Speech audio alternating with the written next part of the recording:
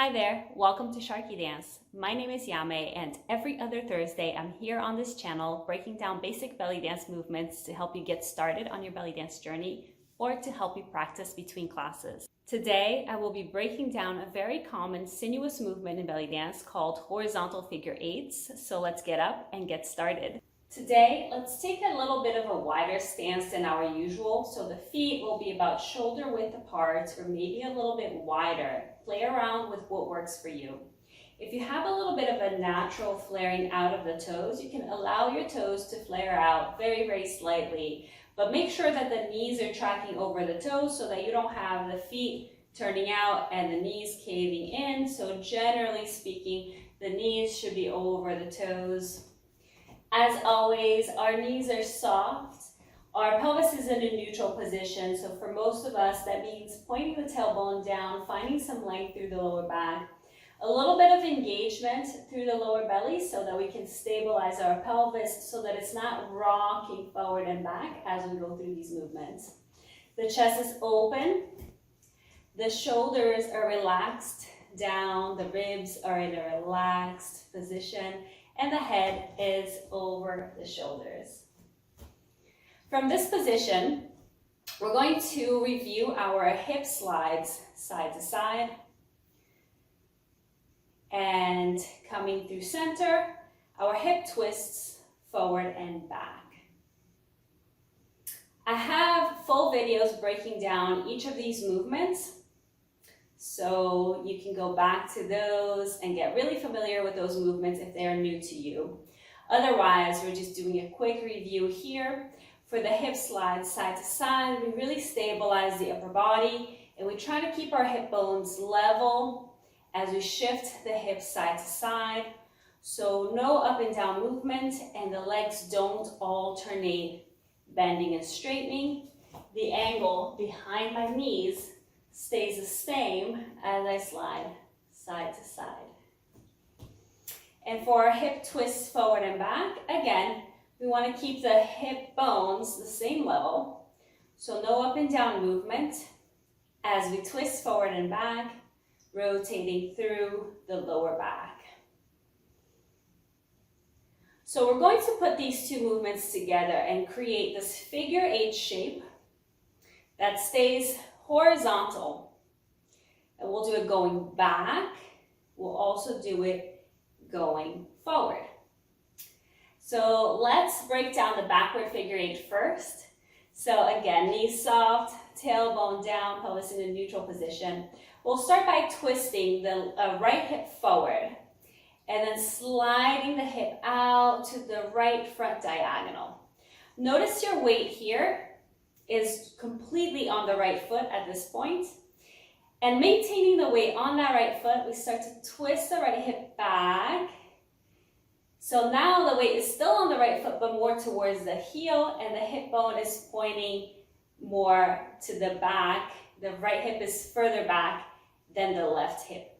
From here, we start to slide out the hip, and this hip slide shifts our weight over to the right side, and the right hip is still forward. The weight goes completely into the right leg.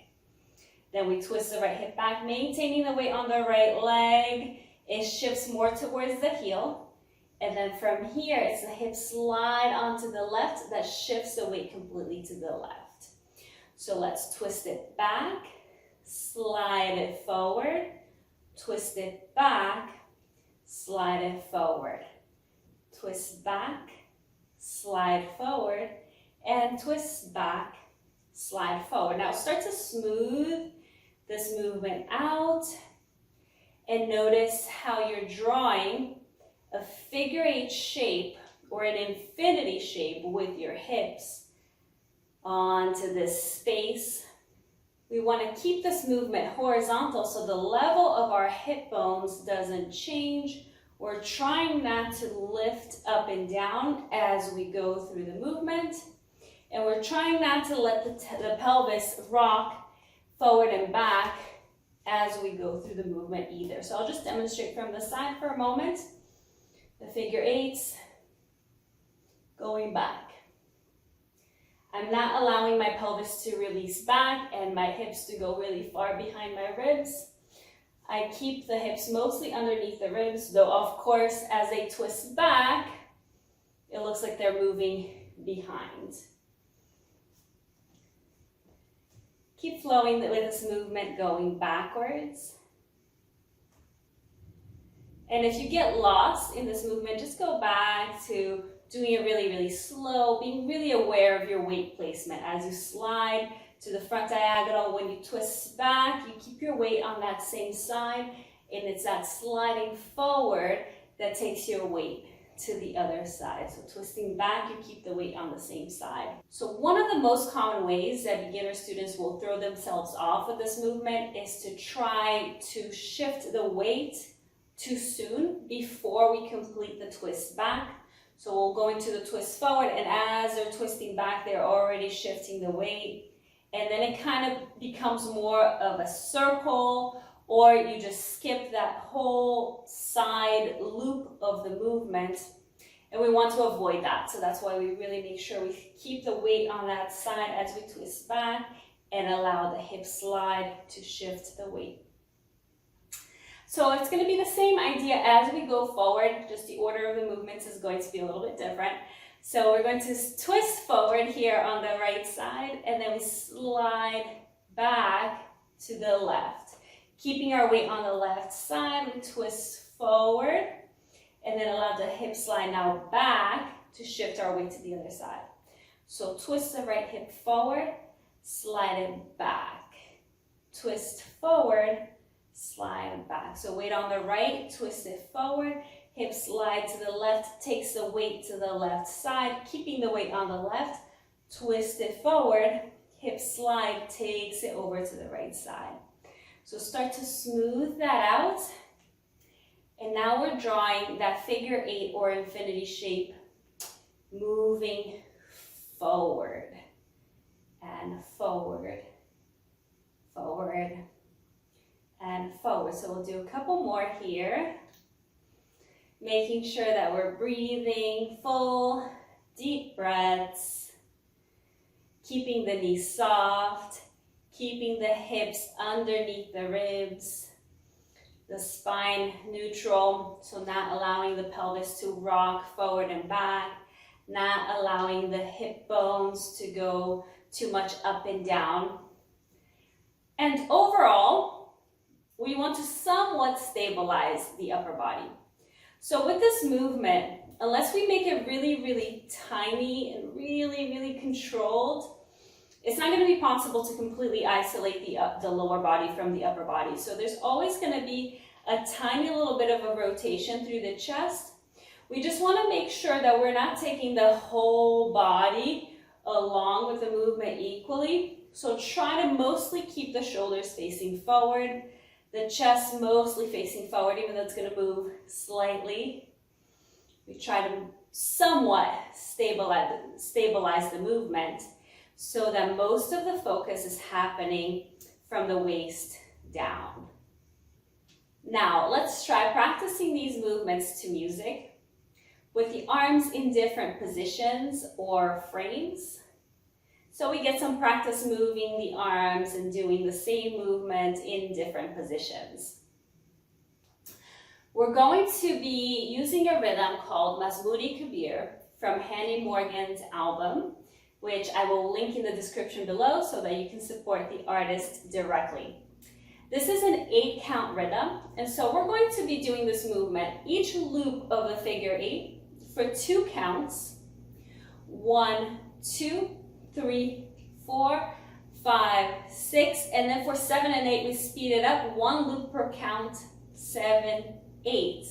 And then again a count of 8 in the same arm position, 1, 2, 3, 4, 5, 6, and then 7, 8, we speed it up. Then we move to the next position, we'll do arms out to the sides.